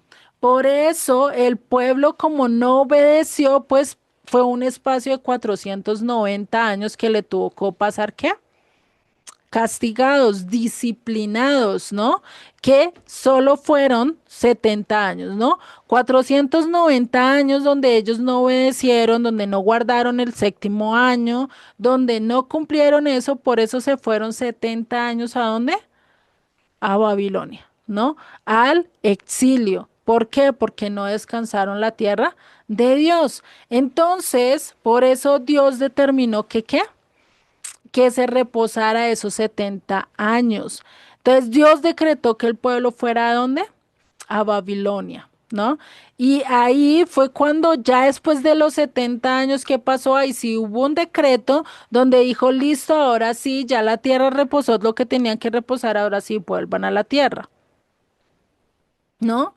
Sin embargo, nosotros no llevamos la cuenta. ¿Quién sí lleva la cuenta? Dios lleva la cuenta. Lo podemos ver acá, ¿no? Porque él sí sabía cuántas veces no habían guardado el día de reposo, los 7 años, ¿no? ¿Será que Dios lleva la cuenta de nosotros cuántas veces no hemos guardado el año de reposo, el año sabático? Muy posiblemente sí, ¿sí? Si le lleva la cuenta al pueblo, ¿no? Pues imagínate a nosotros, ¿no? Entonces, acá es donde nosotros no llevamos la cuenta, entonces lo mejor es de qué, tomar la decisión de qué, de perdonar siempre. ¿Por qué? Porque Dios siempre nos perdona, siempre nos da misericordia. Y acá es donde uno debe decir, venga, Dios, ¿hasta cuántas veces tú me vas a perdonar? ¿Será que nosotros le hemos hecho esa pregunta a Dios? O le pedimos, Dios mío, perdóname, Dios mío, perdóname, ¿no? Como curiosa la cosa, donde a veces nosotros, para nosotros, si queremos que nos perdone, ¿cuántos? 10 veces, 20 veces y ya no más, o que nos perdone siempre. ¿Ustedes qué dirían? Pues nosotros le pedimos siempre el perdón a Él, cada nada le estamos diciendo, ay Señor, perdónenos, perdónenos, pero Ujú. nosotros sí no hacemos lo que Él muchas veces nos manda que hagamos. Y ese es el dilema de nosotros como seres humanos, que Ujú. queremos a toda hora de que Él nos perdone, pero nosotros sí no hacemos lo que Él nos manda que hagamos. Si no, ahí sí sacamos, ahí sí, como dice el dicho, el cuerpo y decimos o le ponemos pretextos a Él. Ajá, y a veces incluso para perdonar a nuestros seres queridos, no, pero es que él me la hizo una vez, ¿cómo es que yo lo voy a perdonar? ¿Cómo es que yo le voy a pasar esto por alto, no? Y Sí, pues se nos olvida que Dios también nos está pasando por alto, nos está perdonando muchas cosas, ¿no? cosas. Y Sí, por eso señora. Yeshua pone acá un ejemplo muy claro, ¿sí? Lo vemos en el verso 23. Sí, que acá ya nos está hablando de estos dos deudores, de la parábola de los dos deudores, y si vemos todo viene conjuntado con lo que hemos visto anteriormente, todo viene conectado, ¿no? Y dice, por lo cual el reino de los cielos es semejante a un rey que quiso hacer cuentas con sus siervos. Dios queriendo hacer cuenta con sus siervos. Y dice, y comenzando a hacer cuentas, le fue presentado uno que le debía 10.000 talentos. O sea, una cifra, hagan de cuenta 10 millones de dólares para hoy en día, ¿sí? O sea, una cuenta que quién va a poder pagar a no ser que sea millonario, ¿sí? No lo va a poder pagar fácilmente, ¿cierto? Eso es lo que él estaba diciendo, ¿sí? Es una deuda totalmente que impagable, ¿sí? Una deuda donde yo va a ser difícil que yo vaya y pague 10 millones de dólares cuando no tengo ni siquiera para irme a comprar una papa, ¿sí? Un ejemplo, ¿no? Eso es algo que está diciendo acá, ¿sí? Pero ¿qué dice? Y dice el verso 25, a este, como no pudo pagar, ordenó su señor venderle a él, a su mujer e hijos, y todo lo que tenía para que se pagase la deuda. O sea, este hombre era de los antiguos que decían, venga, si usted no paga, pues los vendemos a todos y recuperamos la plata, ¿no? Pues realmente eso se ha visto incluso en las películas, ¿no? Dice, entonces aquel siervo postrado le suplicaba diciendo, Señor, Señor, ten misericordia, ten paciencia conmigo, y yo te lo pagaré todo. O sea, venga, deme un espacito, no, venga, no sea así tan malito, no nos venda, ¿no? Perdónanos, ¿cierto? ¿Y qué dice? Yo le voy a pagar todo. Pero ¿qué dice? El señor de aquel siervo, movido a misericordia, hagan de cuenta que ustedes son ese siervo que están suplicándole a Dios, venga, perdóname, mira todo lo que yo he hecho, mi pecado es impagable, pero Dios, ¿qué dice? Se movió a misericordia, le exhortó y le perdonó la deuda. ¿Dios qué hizo con nosotros?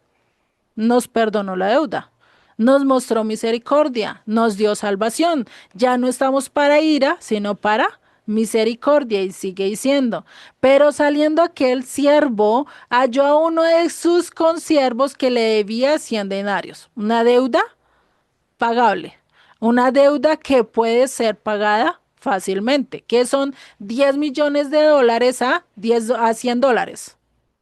O sea, ¿qué es lo uno con lo otro? Es más fácil pagar 100 dólares, ¿cierto? Pues en cantidades menores, pero se puede pagar, ¿sí? Entonces acá estamos hablando de dos figuras totalmente difíciles, una totalmente impagable y una que se podía pagar, pues incluso a plazos, pero se podía pagar porque 100 dólares es más fácil que conseguir 10 millones de dólares. O sea, qué diferencia no hay, ¿no? Entonces, si vemos nos está mostrando esto. Y recordemos, hay un comentarista, o bueno, Joseph habla que hay un comentarista, la verdad yo no lo alcancé a averiguar, pero dice que por lo menos una cantidad comparable a lo que él estaba diciendo, ¿sí? Que equivale esos, acá dice que era, ¿qué? cien denarios, ¿es que dice? Sí, 100 denarios. Según eso, equivale más o menos a 17 o 20 dólares, ¿sí? Eso es lo que dice este comentarista. La verdad, yo no he verificado cuántos serían 100 denarios para esa época y la cantidad de talentos que dice acá, ¿no? Pero ¿qué dice? Este consiervo hizo lo mismo que hizo este siervo con el rey. Dice, entonces su consiervo postrándose a sus pies, le rogaba diciendo, ten paciencia conmigo y yo te lo pagaré, ¿qué? Todo. Lo mismo que le dijo, ¿no? Ten misericordia, mira, no me lleves, no me vendes, venga, déjame, yo te lo pago, ¿no? Pero ¿qué hizo él? No mostró la misma misericordia que le mostró el rey. Dice, mas él no quiso, sino fue y le echó en la cárcel hasta que pagase la deuda. ¿Qué hacemos nosotros con aquellos que nos ofenden? Con aquellos que nos deben. No, yo no le voy a perdonar la deuda. Ese lo voy a meter en la cárcel para que así sea estando en la cárcel me pague, pero que me paga, ¿no? ¿Será que nosotros hemos sido así? No solo a nivel literal de plata, sino también a nivel de perdón. No lo voy a perdonar hasta que él sufra lo mismo que yo sufrí. ¿Sí? Y sigue en el verso 31. Viendo sus consiervos lo que pasaba, se entristecieron mucho. ¿Por qué se entristecieron? Por la misericordia que le había mostrado el rey, perdonándole semejante cantidad de plata. Uy, yo estaría contenta, ¿no? Que me perdonaran toda esa plata y ya no tener que estar debiendo a nadie, ¿no?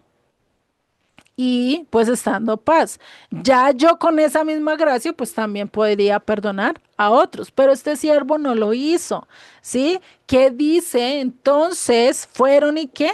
Se lo contaron al Señor, se lo contaron al rey. Duro, ¿no? Y dice, y sigue en el verso 32, entonces llamándole su Señor le dijo, siervo malvado, toda aquella deuda que te perdoné, ¿por qué no me porque me rogaste? Entonces, o sea, ¿por qué te volviste así? ¿Por qué no mostraste misericordia? Dice, ¿no debías tú también tener misericordia de tu consiervo como yo tuve misericordia de ti? Y más que era una deuda pagable. O sea, no era una deuda que no pudiera pagar. Él hubiera dicho, listo, sí, te voy a dar plazo de tantos días o en tantas quincenas y me la pagas a tanto. Hubiera sido solucionado, eso hubiera sido misericordioso, pues lo le hubiera cobrado la deuda. No hubiera pasado problema. Pero ¿qué pasó? ¿Cómo? Lo entregó, como lo echó en la cárcel y no le quiso perdonar, pues le vino consecuencias. Verso 34. Entonces su señor enojado le entregó a los verdugos hasta que pagase todo lo que debía. ¿Qué pasó? No tuvo perdón, no tuvo misericordia. Y esto es lo mismo que Dios hace con nosotros. Dios nos perdona a nosotros una deuda impagable. Nuestro pecado es deuda impagable. Y los problemas que tenemos con la gente a nuestro alrededor son deudas pagables. Porque son ofensas, porque a veces es algo que se hizo sin culpa, porque a veces, bueno, lo hicieron con culpa, pero pues por lo menos se puede perdonar, ¿sí? No lo vamos a tratar tal como debía. ¿Por qué? Porque nosotros no somos quienes para juzgarlos, ¿no? Pero ¿qué dice y qué hizo este hombre? No quiso perdonar, no quiso mostrar esa misericordia que ya se le había mostrado antes. Por eso dice Yeshua en su oración, cuando ora al Padre, dice, perdónanos como nosotros perdonamos a quienes nos ofenden, ¿no? Entonces está la condición, como nosotros perdonamos. O sea, ¿quién es el que tiene que perdonar primero? Según la oración de Yeshua, yo, yo tengo que perdonar para que el Eterno me perdone a mí. ¿Será que lo estamos haciendo? Y eso realmente me incluyo porque a veces es difícil, ¿no? Cuando a uno le pasan las cosas, uno dice, ¿cómo lo perdono? ¿No? Y eso pues en asuntos que uno ya se pone a pensar, venga, si a mí me pasara esto, ¿será que yo tendré la capacidad de perdonarlo? Y yo se lo he dicho incluso a mi esposo, si esto pasa algún día, yo no creo que te pueda perdonar, pero solo Dios me va a ayudar a perdonarte, ¿sí? Y son cosas que a veces uno mismo se da cuenta que si uno deja que Dios trabaje en uno, Dios va haciendo que esas faltas y esas cosas que antes parecía que no podíamos perdonar, las perdonamos fácilmente, ¿sí? Y eso es algo que Dios lo puede hacer en nosotros. Por eso, ¿qué debemos de hacer nosotros? ¿Qué clases nosotros deberíamos de ser? ¿Qué nos puede afectar más a nosotros mismos? ¿Qué es? Pues los verdugos que tendrá una persona que resentida. ¿Qué son qué? ¿Cuáles verdugos me pueden atacar a mí? El enojo, la amargura, la tristeza, la depresión, el suicidio, un rencor extremo que me lleve a la ira y termine haciendo daños, el rencor que produce, no solo guardo rencor a la persona, sino eso también se pasa a mis organismos y empiezo a tener mal funcionamiento de salud, ¿no? Y eso está comprobado, que a veces por nosotros tener rencor o mucho enojo o cosas así por el estilo, me enfermo mucho más rápido, ¿no? Muy curioso, pero eso es algo que pasa. Todos esos son verdugos que yo voy a tener. ¿Por qué? Por no tener misericordia a los demás. Esos son los verdugos que entregó el rey a este hombre para que pagare la deuda, ¿no? Imagínate, ¿no? Entonces, si una persona no perdona porque piensa es que esa persona no merece mi perdón, ¿yo por qué le voy a perdonar? O es que mire, es que es mucho cínica, es que si aparece enfrente de mí me sonríe como si nada hubiera pasado. ¿Sí? Es que es mucho cínica. No, no, no, no, no, no se merece que yo lo perdone. ¿Por qué yo lo voy a perdonar? ¿Sí? ¿Sí? ¿Y será que yo le voy a hacer daño a esa persona con no perdonarle? ¿Será que ella va a sentir algún dolor porque yo no le perdone? ¿Quién es el que más va a sufrir por no perdonar? ¿Ella o yo? ¿Ustedes qué me dicen? Yo, yo porque yo vengo guardando todo ese rencor, yo vengo guardando todo eso que siento contra esa persona, entonces yo misma me estoy afectando, ¿sí? Ujú, ¿Por qué? Porque yo siento el resentimiento, siento el dolor, siento la amargura, siento todo, entonces yo misma estoy llenando así como dicen la olla express para que después explote. Mientras que si uno llama a esa persona y le dice, mire, yo te perdono por lo que usted hizo y de pronto perdóneme usted a mí, entonces ya sentimos paz tanto ella como yo, ujú. pues creo yo, ¿sí? Ajá, exactamente. Y esto se los puedo poner un ejemplo mucho más fácil. Por lo menos hagan de cuenta, y eso se les pongo ejemplos así, mucho más fácil con familia. Una madre con su hijo. La madre regañó Ujú. al hijo porque le hizo algo malo y el hijo pues resentido dijo, "Ah, pues ahora ya no te voy a hacer caso y no voy a comer, ¿sí? Y se encerró en la pieza y dijo, no voy a comer. La mamá que dijo, ah, listo, no va a comer, listo, no va a comer. Entonces, ¿qué pasó? ¿Quién es el que empezó a sufrir? Pasó un día, bueno, el niño no quiso comer, pasó el segundo día, ¿quién está sufriendo, la mamá o el niño? Y el niño sin querer seguir comiendo. Pasó el tercer día y el niño sin querer que seguir comiendo. ¿Quién estaba sufriendo más, la mamá o el niño?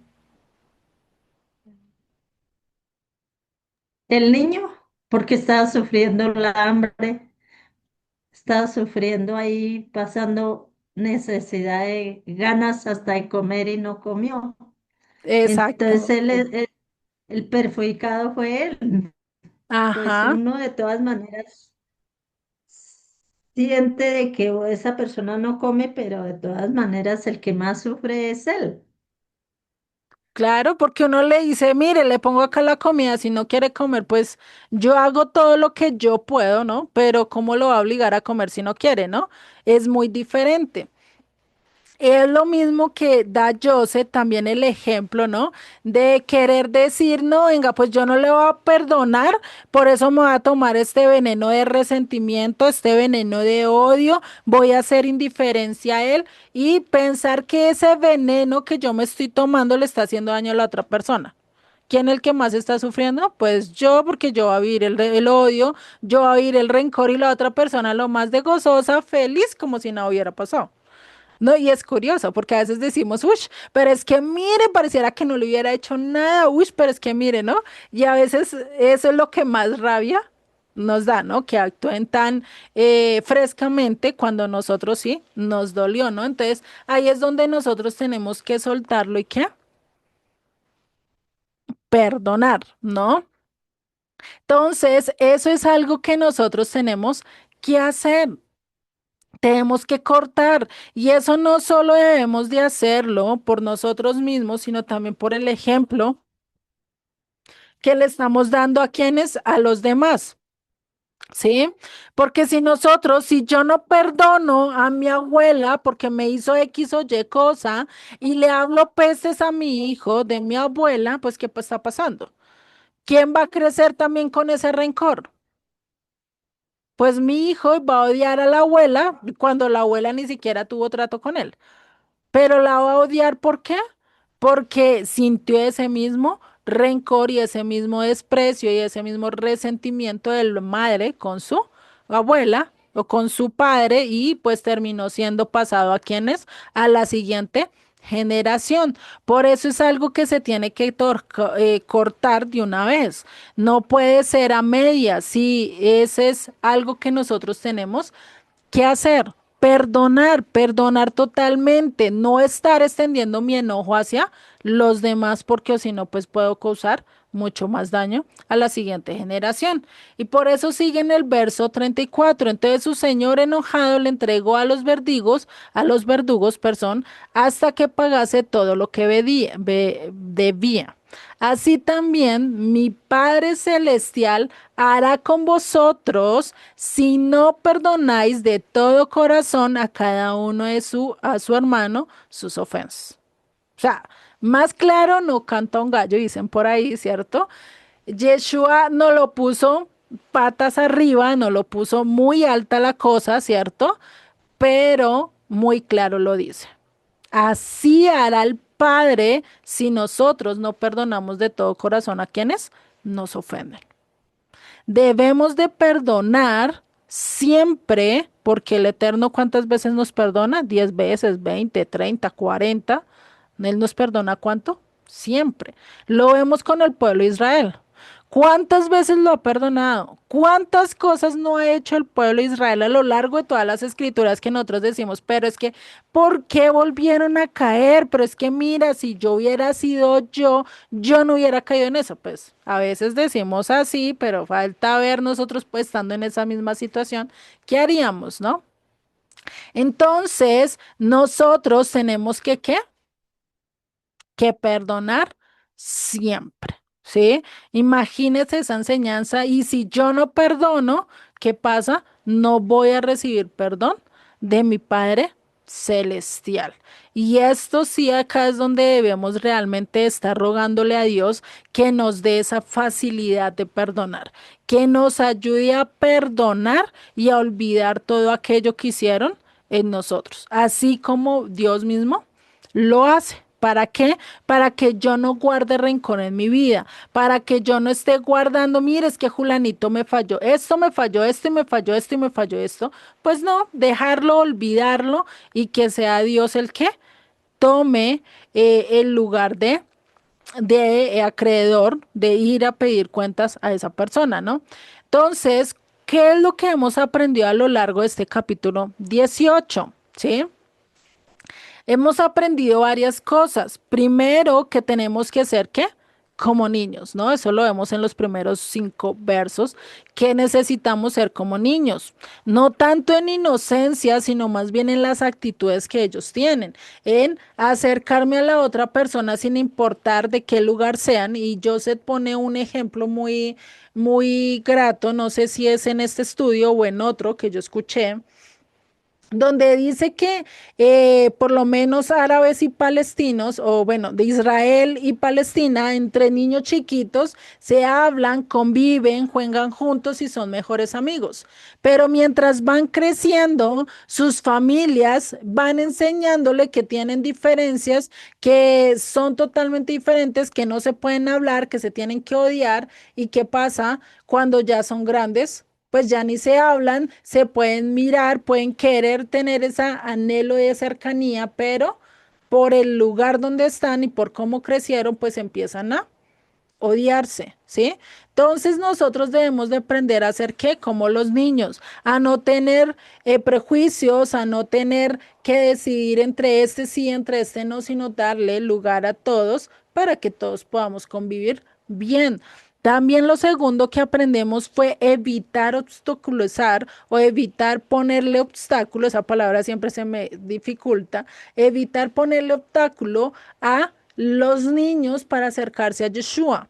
Antes más bien deberíamos mostrarles diferentes maneras para acercarse a Él y para conocer de Dios, ¿sí? En diferentes aspectos. Y lo último que acabamos de aprender es que perdonar sin límite. Perdonar ilimitadamente, más bien, ¿sí? A eso tenemos que llegar. Cuanto más nos sea difícil para nosotros perdonar, pues debemos de recordar que somos también deudores, que también tenemos una deuda impagable, que nosotros por sí solos no somos capaces de buscar cómo saldarla, ¿no? Porque ¿quién de nosotros somos capaces de saldar la deuda de pecado? ¿Quién de ustedes se puede salvar a sí mismo por el pecado que cometió? Ninguno, ¿cierto? El único que nos puede salvar, que nos puede rescatar, ¿quién es? Dios. Entonces, si nosotros queremos que Dios nos perdone toda la deuda, todo el pecado que hemos acumulado a lo largo de nuestras vidas y se nos cancele esa deuda y podamos entrar a las bodas del Cordero, ¿qué tenemos que hacer? ¿Cuántas veces queremos que perdonar? Si queremos que Él nos perdone, ilimitadamente, ¿no?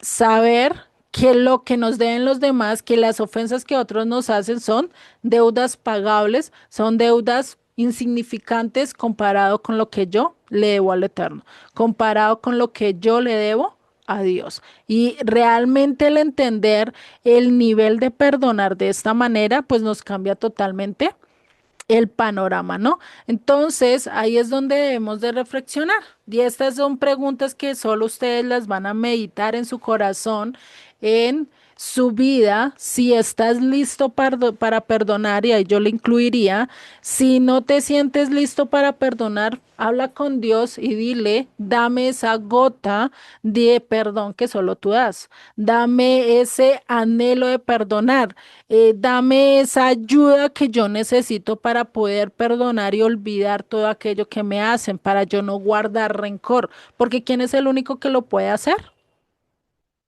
Dios. Por más que tú vayas al vecino, por más que tú vayas al médico, por más que tú vayas a X o Y lugar que tú pienses que te van a ayudar a perdonar, ¿será que te van a ayudar a perdonar? No. El único que puede es ¿quién? Dios, ¿sí?